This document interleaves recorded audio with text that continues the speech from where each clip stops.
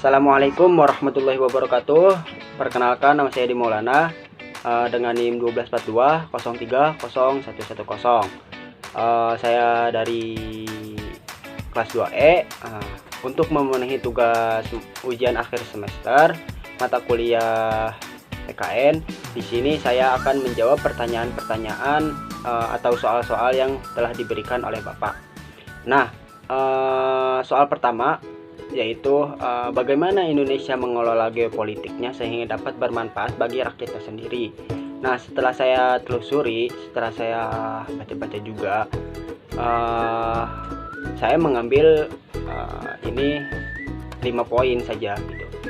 Nah, apa sih 5 poin itu? Poin pertama yaitu Indonesia mengelola geopolitiknya melalui berbagai strategi yang berfokus pada kedaulatan nasional, keseimbangan hubungan internasional, serta pendapatan letak geografis strategis untuk keuntungan ekonomi dan keamanan nasional. Terus juga di sini juga ada poin-poin penting yaitu memanfaatkan letak geostrategi. Indonesia terletak di posisi strategis antara dua benua, yaitu benua Asia dan benua Australia, serta berada di Samudra Pasifik dan Samudra Hindia. Nah, Indonesia juga menjadikannya jalur perdagangan dunia yang sangat penting. Terus poin kedua yaitu stabilitas dan keamanan nasional. Nah, penguatan pertahanan dan keamanan. Yang pertama yaitu penguatan pertahanan dan keamanan, yaitu Indonesia harus terus memperkuat kemampuan pertahanan dan keamanan di negara Indonesia tersendiri untuk menjaga kedaulatan wilayah serta melindungi kepentingan nasional. Terus poin ketiga yaitu kerjasama regional. Nah, apa sih kerjasama regional itu? Kerjasama regional itu adalah bentuk kolaborasi atau hubungan yang terjalin antara negara-negara dalam satu kawasan atau wilayah geografis tertentu dengan bertujuan untuk mencapai kepentingan bersama di berbagai bidang seperti ekonomi, politik, keamanan, sosial, dan budaya. Contohnya itu seperti ASEAN sebagai prioritas Indonesia, yaitu kerjasama antar negara-negara Asia Tenggara. Kan Indonesia juga mempunyai kerjasama di negara-negara Asia Tenggara, yaitu contohnya itu seperti ASEAN. Terus yang poin keempat yaitu aktif dalam diplomasi internasional, yaitu Indonesia menjalankan diplomasi yang aktif di berbagai forum internasional untuk memperjuangkan kepentingan nasional. Terus poin kelima yaitu poin terakhir, pemanfaatan sumber daya alam secara berdaulat. Nah, geopolitik di Indonesia ini juga terkait dengan pengelolaan sumber daya alam strategis, yaitu seperti pertambangan, terus laut, dan energi. Nah, manfaatnya yaitu manfaat bagi negara Indonesia, rakyat Indonesia juga, yaitu meningkatkan pendapatan negara, terus membuka lapangan pekerjaan, dan memperkuat industri dalam negeri, seperti itu. Nah, terus juga pertanyaan yang kedua yaitu apa yang dilakukan pemerintah untuk meningkatkan kualitas geopolitik dan geostrategi negara Indonesia. Nah, setelah saya telusuri juga, setelah saya baca-baca di jurnal maupun makalah, yaitu terdapat 3 poin saja. Saya mengambilnya 3 poin. Yang pertama, poin pertama yaitu pemerintah Indonesia perlu meningkatkan kualitas geopolitik dan geostrategi melalui beberapa langkah strategi. Nah, ini juga termasuk penguatan ketahanan nasional, optimalisasi sumber daya alam, pengembangan diplomasi yang aktif, serta meningkatkan kapasitas sumber daya manusia. Seperti itu. Terus poin yang kedua yaitu memperkuat peran otonom daerah. pengelolaan sumber daya lokal, terus pembangunan ekonomi lokal, dan peningkatan kesejahteraan masyarakat lokal. Terus poin ketiga yaitu menguatkan diplomasi internasional, yaitu aktif dalam organisasi regional dan global. Contohnya itu seperti ASEAN, G20, terus PBB untuk memperkuat posisi tawar Indonesia. Nah, kesimpulannya juga pemerintah Indonesia harus mengelola geopolitik dan geostrategi secara cerdas melalui kebijakan yang menyentuh keamanan, ekonomi, diplomasi, infrastruktur, dan pendidikan. Upaya ini juga bukan hanya untuk soal mempertahankan kedaulatan, tetapi juga untuk membawa manfaat nyata bagi kesejahteraan rakyat dan memperkuat posisi Indonesia di dunia internasional, seperti itu. Terus lanjut ke pertanyaan yang ketiga. Pengertian geostrategi dan jelaskan hubungannya dengan geopolitik. Nah, pengertian geostrategi adalah sesuatu strategi nasional yang disusun berdasarkan kondisi geografis suatu negara untuk mencapai tujuan-tujuan politik, ekonomi, dan pertahanan nasional. Nah, geostrategi beratkan pada pengelola potensi wilayah dan posisi strategi negara agar dapat dimanfaatkan untuk kepentingan nasional, terutama dalam menghadapi tantangan global dan regional. Di Indonesia tersendiri, geostrategi dikenal dalam bentuk ketahanan nasional sebagai pola utama pembangunan nasional yang bersifat menyeluruh dan terpadu. Sedangkan pengertian geopolitik adalah ilmu yang mempelajari hubungan antara kondisi geografis suatu negara dengan kebijakan politik dan kekuatan nasional. Nah, hubungan antara keduanya yaitu geostrategi dan geopolitik sangat erat.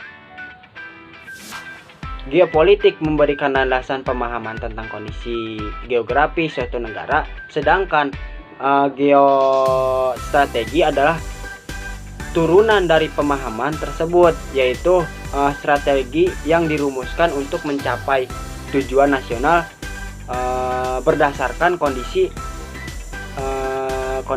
geografis yang telah dipahami.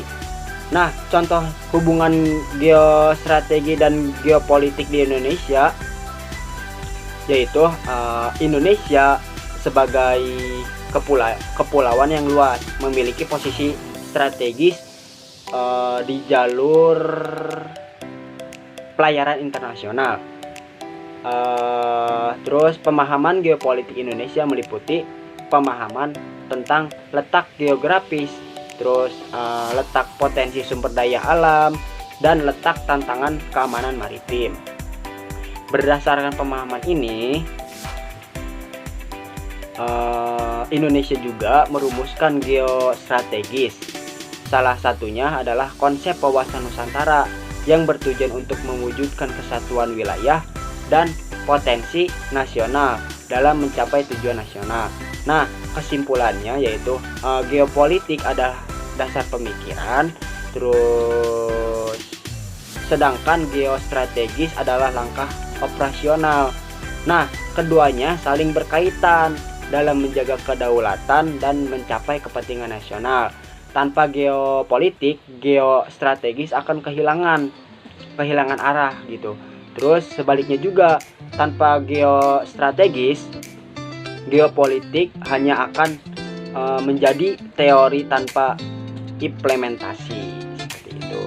Terus pertanyaan yang keempat yaitu apa contoh nyata dari penerapan geostrategis yang telah dilakukan di Indonesia?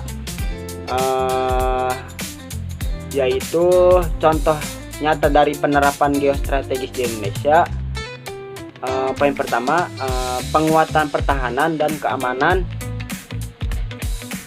Ya itu sih penguatan pertahanan dan keamanan. Contoh penerapannya yaitu penanganan terorisme dan radikalisme, dan negara Indonesia supaya negara Indonesia aman dari ancaman-ancaman di luar negeri, di luar ataupun dalam. Terus poin kedua yaitu penguatan di wilayah perbatasan. Contohnya itu membangun jalan perbatasan di Kalimantan dan Papua, menempatkan TNI dan membuka pos lintas batas negara, atau singkatannya itu seperti PLBN, yaitu modern seperti di Entikong atau Kalimantan Barat dan Sekau di Papua. Manfaatnya yaitu meningkatkan rasa aman warga perbatasan, terus menunjukkan kehadiran negara di wilayah terluar, seperti itu. Terus poin ketiga yaitu pengelolaan laut dan zona ekonomi eksklusif, atau yang disingkat yaitu ZEE. Nah, contoh tindakannya yaitu penenggelaman kapal asing atau kapal ilegal oleh Kementerian Kelautan dan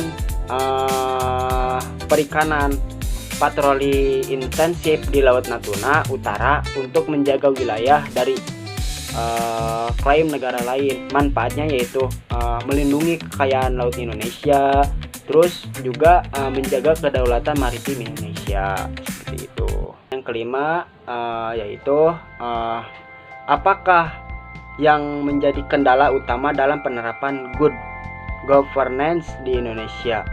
Nah, kendala utama dalam penerapan good governance di Indonesia yaitu kendalanya yang pertama, poin pertama yaitu merajalelanya korupsi. Kan sekarang banyak tuh pejabat-pejabat, terus kepala-kepala daerah yang korupsi lah. Di Indonesia kan banyak beritanya korupsi di mana-mana gitu. Sekarang ya gitulah, di Indonesia pejabat-pejabatnya masih gila uang, seperti itu. Terus juga poin kedua yaitu birokrasi yang kaku dan lamban. Terus poin ketiga yaitu ketimpangan digital. Terus keempat yaitu lemahnya pengawasan dan akuntabilitas dalam pengelolaan anggaran negara, pelayanan publik, dan pengambilan kebijakan juga menjadi masalah. Itu juga. Nah, hal ini juga seringkali menyebabkan pemborosan anggaran dan penyalahgunaan wewenang. Terus yang kelima yaitu ketimpangan pembangunan antar wilayah. Nah, ketimpangan pembangunan antar wilayah ini contohnya itu seperti daerah-daerah luar Jawa yang tertinggal dalam hal infrastruktur dan pelayanan. Contohnya itu seperti kayak daerah kayak Papua gitu. Kan itu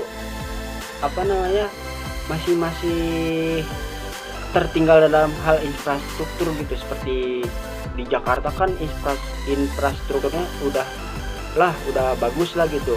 Nah, sedangkan di Papua ini ya gitu-gitu aja tetap. Nah, terus lanjut ke pertanyaan yang keenam, yaitu pertanyaan yang terakhir. Sebutkan contoh beragama yang berlebihan. Terus sebutkan juga contoh sikap ekstrim beragama. Terus di mana posisi orang moderat di antara dua kutub ekstrim. Beragama yang